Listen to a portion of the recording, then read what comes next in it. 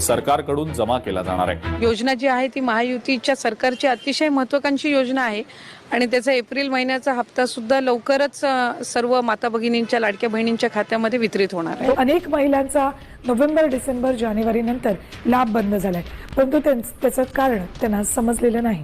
राज्यात ई-केवायसी नंतर 1,89,00,000 लाडक्या बहिणी पात्र आहेत, तर अपात्र लाडक्या बहिणींचा लाभ आता बंद होणार आहे। ई-केवायसी नंतर 1,89,00,000 लाडक्या बहिणी राहणार आहेत, तर 54 लाख लाभार्थी अपात्र ठरल्यात। मार्च अखेर हा आकडा 68 लाख होता। योजनेच्या लाभार्थींची शेवटची पडताळणी होईल, त्यानंतर राज्यातील पात्र लाडक्या बहिणींची संख्या निश्चित होणार आहे। महत्त्वाची बातमी आपण पाहता, पहिल्या टप्प्यामध्ये 35 लाख महिलांना योजनेचे पैसे मिळणार आहेत। हप्ता देण्याची प्रक्रिया सुरू होणार आहे। आतापर्यंत 1.5 लाख महिलांचे अर्ज रद्द करण्यात आलेले असून त्यांना फेब्रुवारीसह जानेवारीचा हप्ता सुद्धा मिळालेला नाहीये। लाडकी बहीण योजना जी आहे ती देखील सुरूच राहील। या योजनेसाठी अर्थसंकल्पात मोठी तरतूद करण्यात आलेली आहे, परंतु हप्त्यात वाढ झाल्याची घोषणा झालेली नाही। मुख्यमंत्री माझी लाडकी बहीण ही योजना अशीच सुरू राहणार आहे व या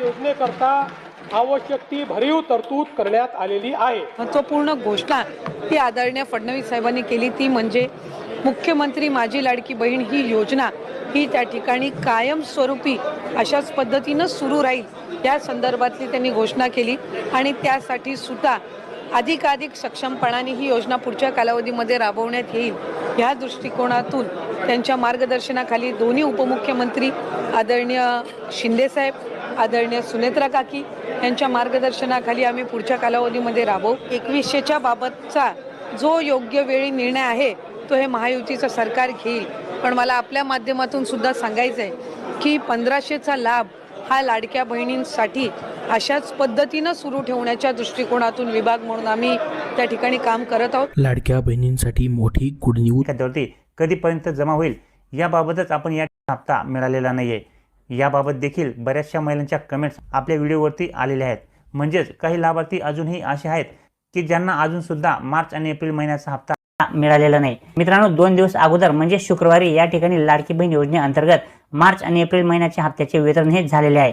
एकच दिवस त्या ठिकाणी वितरण झालेलं आहे आणि त्याच्या अगोदर 14 मे आणि 15 मे रोजी या ठिकाणी लाडक्या बहिणीच्या बँक खात्यावरती 21वा आणि 22वा हप्ता जमा करण्यात आला होता। त्याच्यानंतर 22 तारखेला म्हणजेच 22 मेला या ठिकाणी लाडक्या बहिणीच्या बँक खात्यावरती म्हणजे ज्या राहिल्या होत्या त्यांच्या बँक खात्यावरती मार्च आणि एप्रिल महिन्याचा हप्ता जमा करण्यात आला। त्याच्यानंतर वितरण हे बंद होते। त्यामुळे आता ज्या बहिणींना अजूनही मार्च आणि एप्रिल महिन्याचा हप्ता असेल तर नक्कीच लाईक करा, सबस्क्राईब करा आणि समोरच्या अपडेटची वाट पाहत राहा। माझ्या या चॅनलवर तुम्हाला नवीन अपडेट मिळत राहील, तरी सबस्क्राईब करा।